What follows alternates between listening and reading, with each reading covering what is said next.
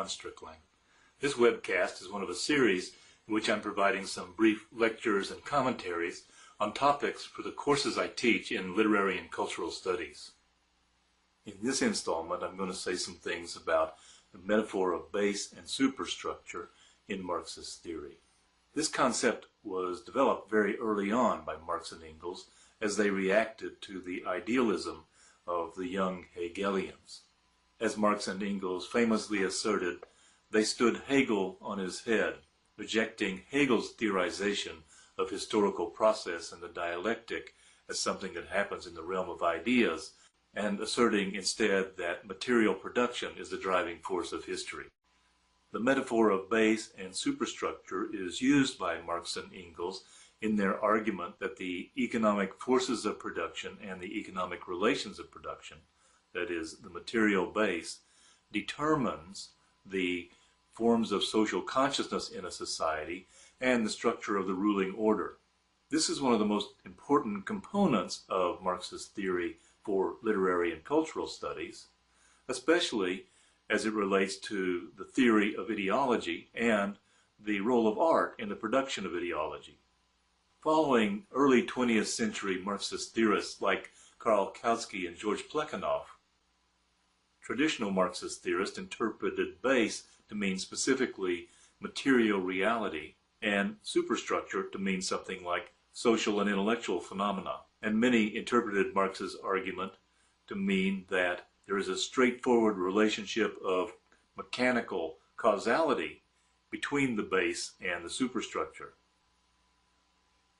According to this assumption, a feudal economic order will inevitably produce the particular forms of government, art, religion, law, and so on, characteristic of the European Middle Ages, while a capitalist order will produce those forms of bourgeois modernity. But this straightforwardly mechanistic understanding of the relationship between base and superstructure is seen as too simplistic by most contemporary Marxist theorists, and Marx and Engels themselves provide several more complex statements on the problem as well.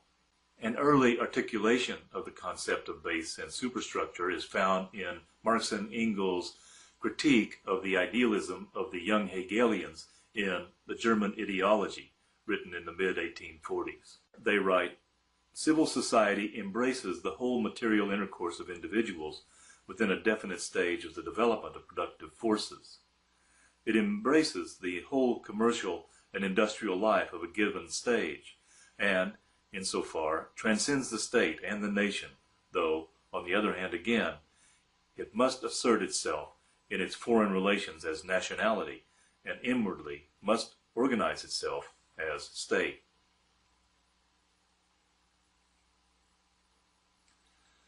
They go on to say, "The word civil society emerged in the 18th century when property relations had already extricated themselves from the ancient and medieval communal society.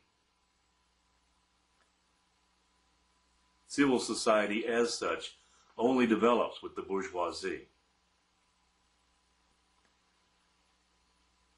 The social organization evolving directly out of production and commerce.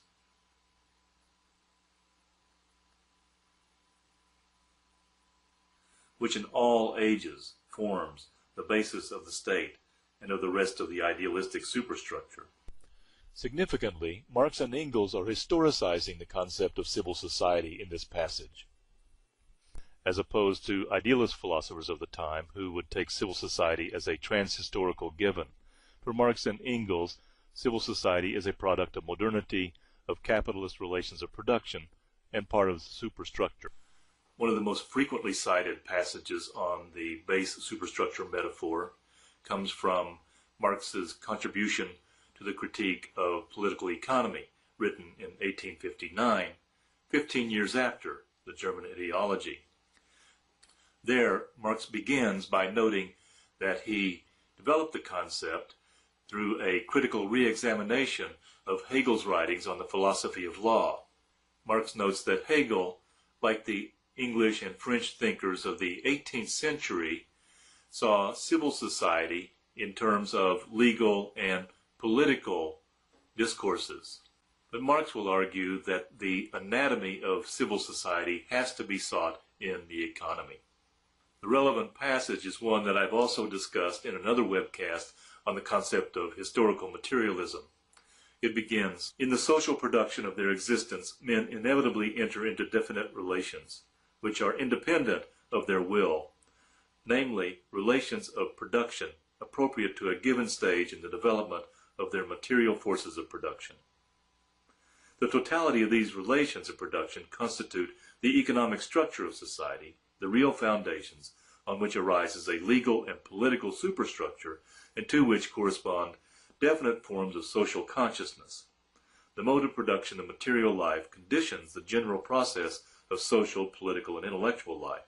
It is not the consciousness of men that determines their existence, but their social existence that determines their consciousness."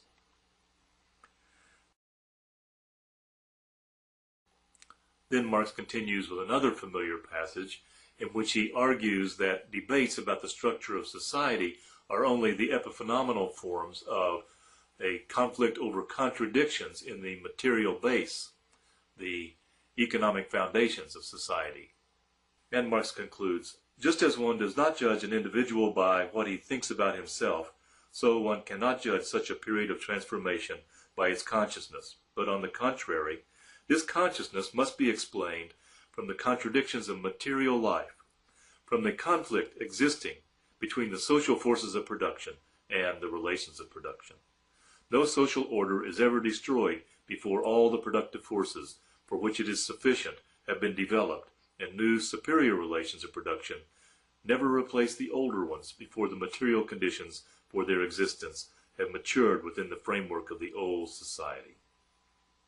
As I mentioned earlier, the relationship of base and superstructure and the question of ideology are very important for the study of literature and culture.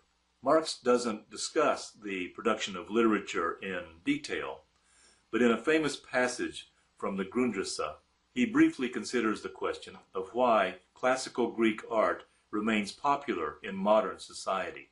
If the mechanical causality model of relationship between base and superstructure holds true, it would seem that the epic poems of Homer or the great tragedies of Sophocles would have no appeal for readers in a modern bourgeois society.